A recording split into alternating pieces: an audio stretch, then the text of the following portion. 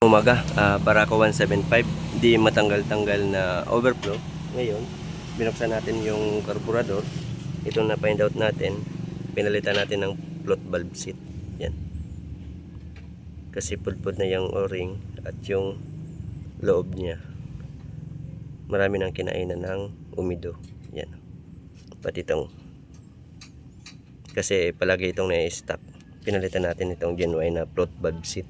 At tinunon na rin natin yung kanyang carburetor kasi Barako to. Tapos linis air cleaner at i-tune up natin sa tamang clearance. At yung dito sa camshaft may gagawin lang tayo dito para hindi na siya maging hard start, maging easy start na siya. Pero ngayon i-tune up muna natin tamang sukat ng Barako, right? Yung tangke drain natin, ito yung kinalabasan ng gasolina. Stock talaga siya at papalitan na natin itong pula. Mas maganda siya sunugin. Yan. Andun yung tangke. Pinalitan natin ng gasolina. Sprayan muna natin.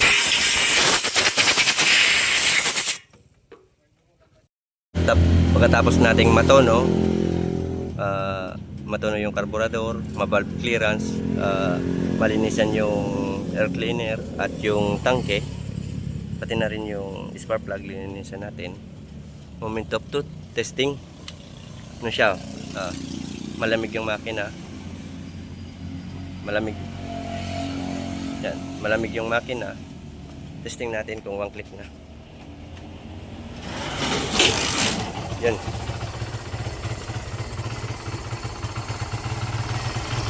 Isi-start na siya mga lods.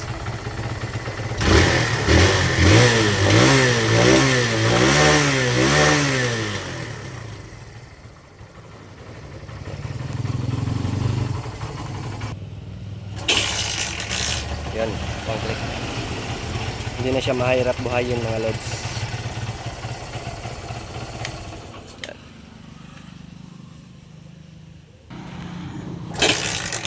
Yan. Easy click na siya mga lods. Madali na siyang buhayin. Ginalaw lang tayo dun sa kanyang weight decompression, tono ng carburetor, linis ng tangke, air filter at valve clearance. Yan na. In short, Barako, Totoy Barako mga lods. Yan. Testing uli. One click.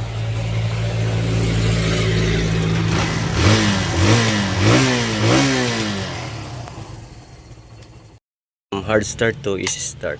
Yan. Yan natin. Yan o.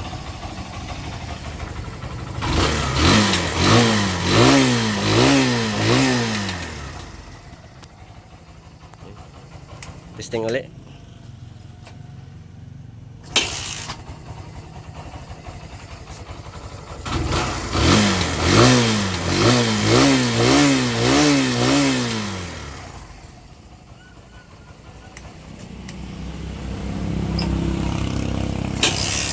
Yan.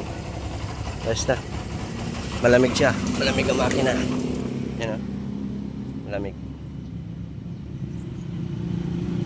Yan. Malamig ang makina niya. Na itono na natin yung carburetor, linis air cleaner, palit ng gasolina. Kasi yan yung ginamit. At dinugtungan natin tong high tension wire ng kasi hindi naabot. At pinalitan natin ng spark plug cap. Nag-valve clearance tayo at may ginalaw tayo dito sa decompression, with decompression niya sa camshaft.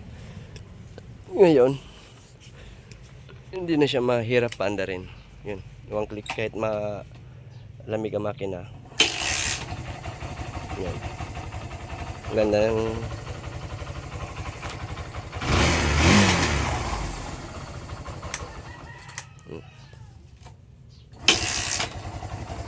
alright.